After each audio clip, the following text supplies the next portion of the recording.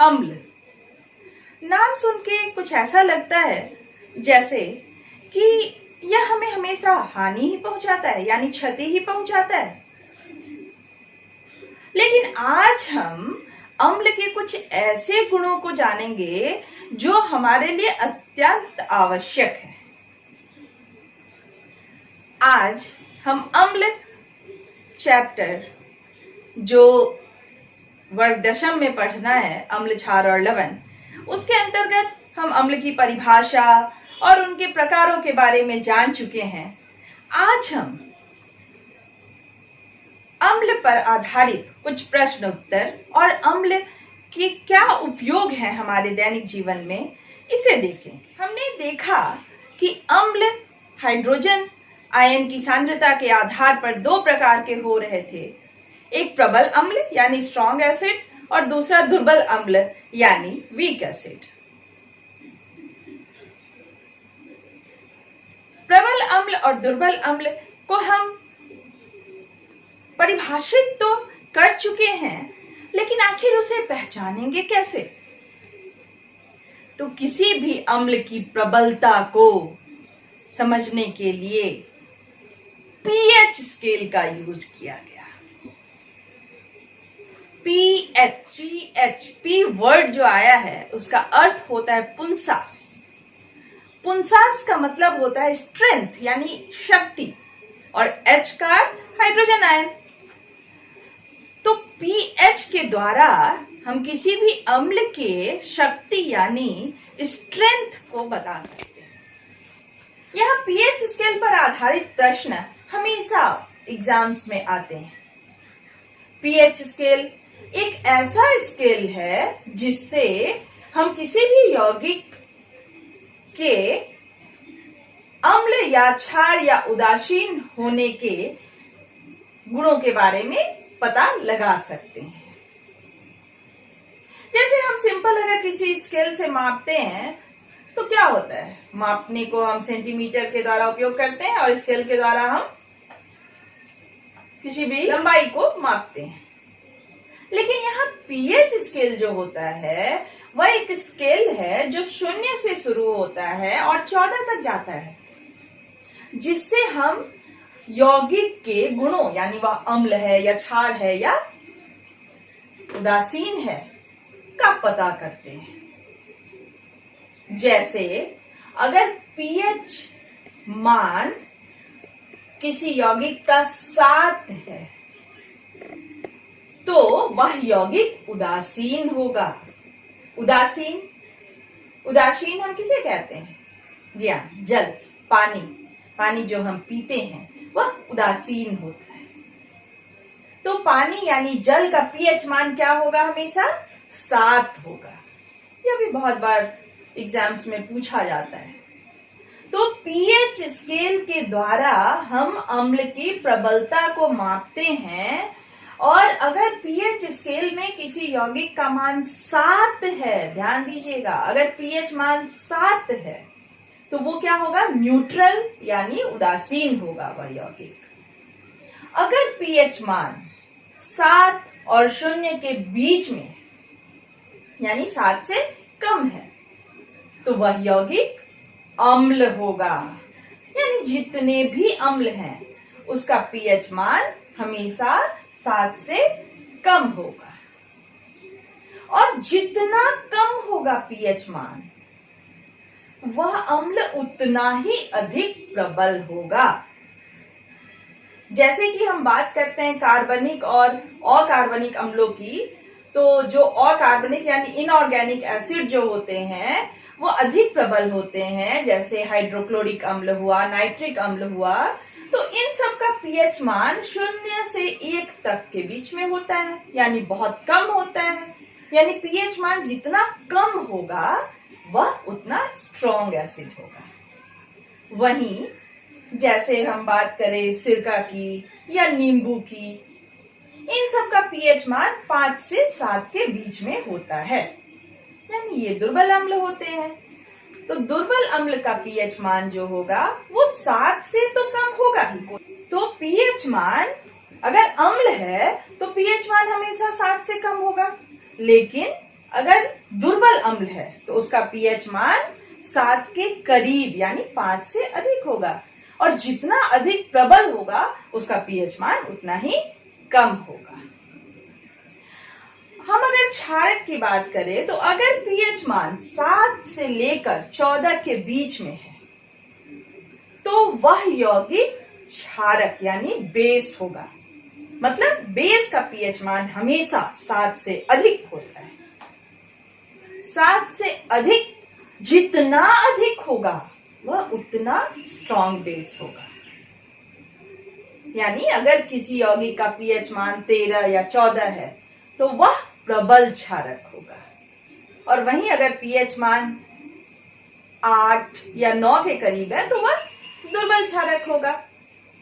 तो इस तरह पीएच के मान के आधार पर हम बता सकते हैं कि वह यौगिक अम्ल है या क्षार है या उदासीन है। उसमें भी प्रबल अम्ल है या दुर्बल अम्ल है, या प्रबल क्षारक है या दुर्बल क्षारक है। और पीएच का मान हम निकालते हैं एक गणितीय सूत्र जिसे लिखते हैं pH बराबर -log H प्लस आयन। इसे कहते हैं negative logarithmic of H plus ion, यानी H प्लस आयन की सांद्रता का लॉग, निगेटिव लॉग से हम pH का मान निकाल सकते हैं। अगर हाइड्रोजन आयन की सांद्रता अधिक होगी तो pH का मान कम होगा। अगर हाइड्रोजन आयन की सांद्रता कम होगी तो pH का मान अधिक होगा। अब कभी कभी ये प्रश्न पूछा जाता है कि अगर कोई क्षारक है तो क्या उस विलयन में हाइड्रोजन आयन नहीं उपस्थित हो सकता है? बिल्कुल हो सकता है। किसी क्षारक में जरूरी नहीं है कि वहां हाइड्रोजन आयन ना हो, क्योंकि विलयन होगा तो उसमें H प्लस आयन होगा ही, क्योंकि जल में विलयन होता है। लेकिन वहां OH की सांद्रता हाइड्रोजन आयन की सांद्रता से अधिक होती है, इसलिए वह यौगिक क्षारक होता है।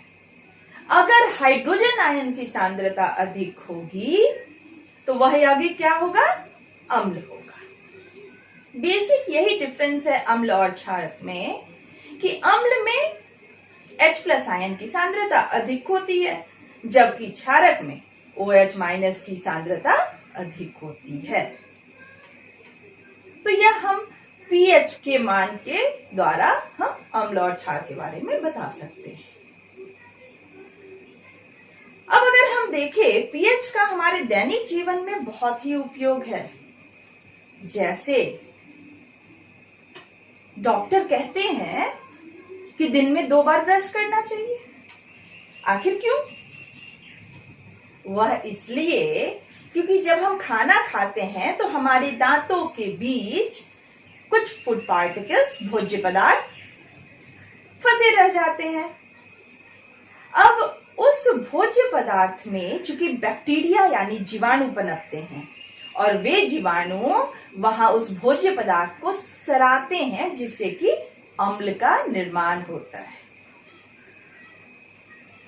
और वह अम्ल चूंकि हमारे जो दांतें होती है, हमारी जो दांत होते हैं वह बने होते हैं कैल्शियम फॉस्फेट के। हमारे शरीर का सबसे कठोर पार्ट जो होता है वह होता है इनामेल, जो हमारे दांत का कवर होता है, दांतों के ऊपर का भाग होता है, और वह इनामेल बना होता है कैल्शियम फॉस्फेट का। अब अगर भोज्य पदार्थ वहां फंसे रह गए और अम्ल का निर्माण हुआ तो अम्ल जो है वह कैल्शियम फॉस्फेट से अभिक्रिया कर लेता है और घुलनशील लवण का निर्माण करता है, जिससे कि दांतों में अपक्षय हो जाता है, यानी हमारे जो दांत है उसमें कैविटी हो जाता है। तो दांतों में जो कैल्शियम फॉस्फेट होता है वह अम्ल के साथ अभिक्रिया कर घुलनशील लवण बना देता है, जिससे कि दांतों में अपक्षय यानी कैविटीज हो जाते हैं। तो डॉक्टर जो कहते हैं ब्रश करने के लिए, एक्चुअली ब्रश हम पेस्ट के साथ करते हैं ना, और वह जो पेस्ट होता है वह क्षारक होता है। तो जब हम क्षारक को अपने दांतों के ऊपर लगाते हैं, यानी बेस को लगाते हैं अपने दांतों के ऊपर, साफ करते हैं, तो एक तो अम्ल जो है वह समाप्त होता है, न्यूट्रलाइजेशन रिएक्शन हो जाता है, उदासीनीकरण अभिक्रिया हो जाती है, जिससे जो एसिडिटी है दांतों के अंदर वो कम हो जाता है। इसके अलावा पेस्ट में फ्लोराइड आयन पाए जाते हैं। कहते हैं कि फ्लोराइड युक्त पेस्ट से ब्रश करना चाहिए, तो वह जो फ्लोराइड आयन है वह कैल्शियम के साथ, जो हमारे दांतों में कैल्शियम है उसके साथ अभिक्रिया कर कैल्शियम फ्लोराइड का निर्माण करते हैं, और वह कैल्शियम फ्लोराइड एक परत, इनविजिबल परत, एक लेयर बना देता है दांतों के ऊपर, जिससे कि हमारा दांत प्रोटेक्टेड रहता है, सुरक्षित रहता है। तो यह हुआ दांतों का अपक्षय किस प्रकार से नियंत्रित होता है। इसके अलावा हम अगर देखें तो हमारे अमाशय में, हमारा जो स्टमक है उसमें हमने पढ़ा है कि HCl पाया जाता है, हाइड्रोक्लोरिक अम्ल पाया जाता है, जो पेप्सिनोजेन को पेप्सिन में बदलता है। अब अगर हम बहुत लंबे समय तक फास्टिंग करते हैं तो जनरली हम देखते हैं कि एसिडिटी यानी अम्लता का प्रॉब्लम हो जाता है। आखिर वह अम्लता क्यों होती है? क्योंकि HCl तो नियमित रूप से हमारे अमाशय से, डाइजेस्टिव ग्लैंड से निकलते रहता है, और उसका अगर उपयोग नहीं हो पाता है तो हमारे स्टमक में हाइड्रोक्लोरिक अम्ल की अधिकता हो जाती है। जनरली हमारे अम्ल में, हमारे जो अमाशय का जो पीएच रेंज होना चाहिए वो 1.4 से अधिक और 2 तक होना चाहिए, लेकिन अधिक अम्ल के निर्माण होने के कारण यदि पीएच मान 1.4 से कम हो गया तो हमें एसिडिटी का प्रॉब्लम हो जाता है। अब उस एसिडिटी को कम करने के लिए हम लोग क्या खाते हैं, जैसे इनो या फिर milk of magnesium hydroxide, aluminium hydroxide का टैबलेट खाते हैं, जो एंटासिड होता है, जो हम लोग खाते हैं एंटासिड, एसिलॉक जनरली मेडिसिन खा लेते हैं। तो एक्चुअली वो जो मेडिसिन होता है या इनो जो होता है वह बेस यानी क्षारक होता है। तो जब हम क्षारक को खा लेते हैं तो हमारे पेट की अम्लीयता जो है वो कम हो जाती है, जिससे कि पीएच मान 1.4 से बढ़ जाता है, और हमारे पेट में जो एसिडिटी है वह न्यूट्रलाइज हो जाती है। तो वहां भी पीएच का काम पड़ा। इसके अलावा जो हमारे आसपास की जो मिट्टी होती है, मिट्टी का पीएच मान जनरली 6.7 से ऊपर होना चाहिए और 7.2 के रेंज में होना चाहिए।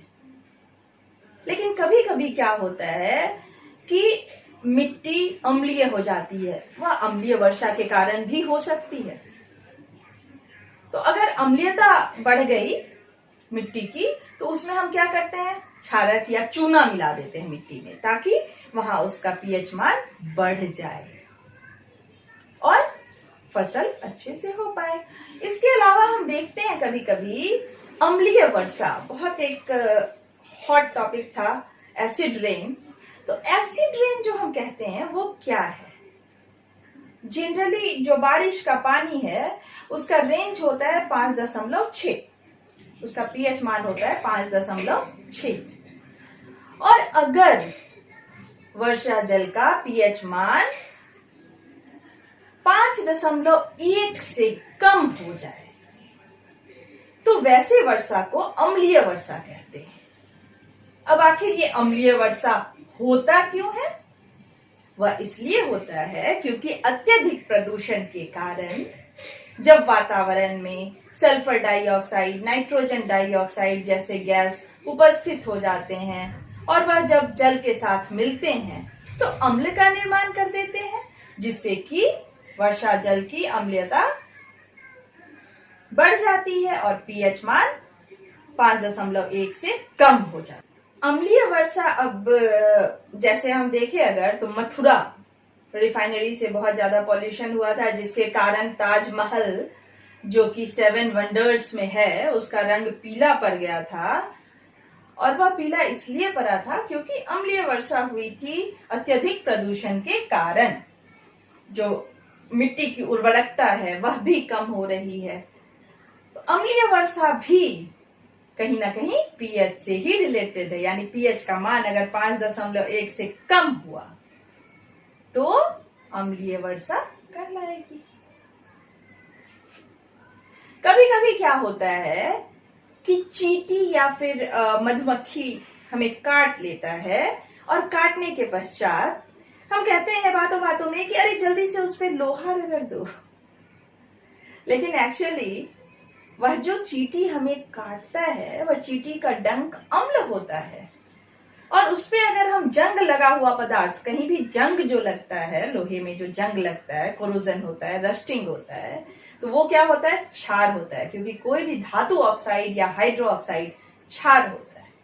तो जब उसके ऊपर हम क्षार रगड़ते हैं तो वो उदासीन कर देता है चींटी के डंक को, इसलिए हमें वह आराम महसूस होता है। जब हम अत्यधिक एक्सरसाइज कर लेते हैं बहुत ज्यादा, तब भी हमारे शरीर में जकड़ या फिर दर्द होने लगता है। तो यह जो दर्द होता है वह लैक्टिक अम्ल के कारण होता है। तो जनरली डॉक्टर कहते हैं कि एथलीट्स या उस तरह के कार्य जो ज्यादा करते हैं उन्हें कैल्शियम का डोज लेना चाहिए। तो वहां होता क्या है एक्चुअली कि कैल्शियम खाने से वह कैल्शियम लैक्टेट का फॉर्मेशन कर देता है, जिससे कि पीएच मान जो लैक्टिक अम्ल बनने के कारण कम हुआ था वह पीएच मान कैल्शियम लैक्टेट बनने के कारण फिर पुनः बढ़ जाता है, और जिससे हमारे शरीर में अकड़न जो है वह कम हो जाती है। हमारे रक्त का जो पीएच मान होता है वह 7 के बराबर, थोड़ा हल्का स्लाइटली अल्कलाइन 7.36 के करीब होता है। तो यह जो अल्कलाइन हमारा स्लाइटली अल्कलाइन हमारा ब्लड होता है, अगर इसका पीएच मान बहुत कम हो जाए तब भी हमारे शरीर की गतिविधियां रुक जाएंगी, और अगर बहुत अधिक हो जाए तब भी गतिविधियां रुक जाएंगी। यानी हमारा शरीर जो है वह पीएच मान से हाईली सेंसिटिव होता है। पीएच मान के ऊपर यानी अम्लता के ऊपर हमारे शरीर की बहुत सारी क्रियाएं निर्भर करती हैं। कुछ कॉमन प्रश्न आते हैं, आ जाता है कि दूध वाला अपने दूध में बेकिंग सोडा क्यों मिलाता है। वह बेकिंग सोडा इसलिए मिलाता है क्योंकि बेकिंग सोडा क्या होता है, NaHCO3 सोडियम बाइकार्बोनेट, और ये क्या होता है, एक क्षार होता है। और दूध जो फटता है या खट्टा होता है वो क्यों होता है, क्योंकि उसमें लैक्टिक अम्ल का निर्माण हो जाता है। तो जब हम उसमें क्षार मिला देते हैं, दूध वाला जब दूध में क्षार मिला देता है तो उसका पीएच मान क्या हो जाता है, बढ़ जाता है, जिसके कारण वह दूध जो है वह देर से खट्टा होता है या देर से खराब होता है। ये प्रश्न बहुत बार पूछा है। कभी कभी ये भी प्रश्न पूछा जाता है कि अगर दूध दही में बदल रहा है, milk is converted into curd, what will happen, the pH value will be changed.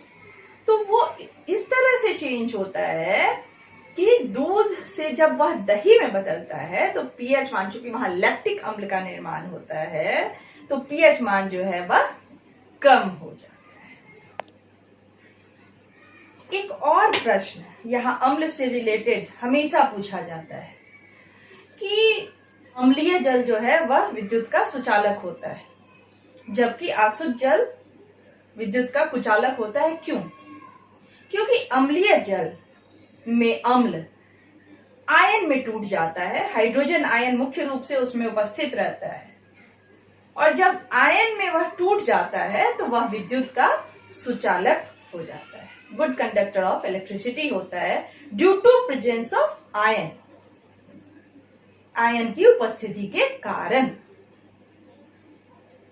जबकि डिस्टिल्ड वाटर में, आसुत जल में आयन नहीं पाया जाता है, इसलिए वह विद्युत का कुचालक यानी बैड कंडक्टर होता है। एक और प्रश्न पूछा जाता है कि अगर हम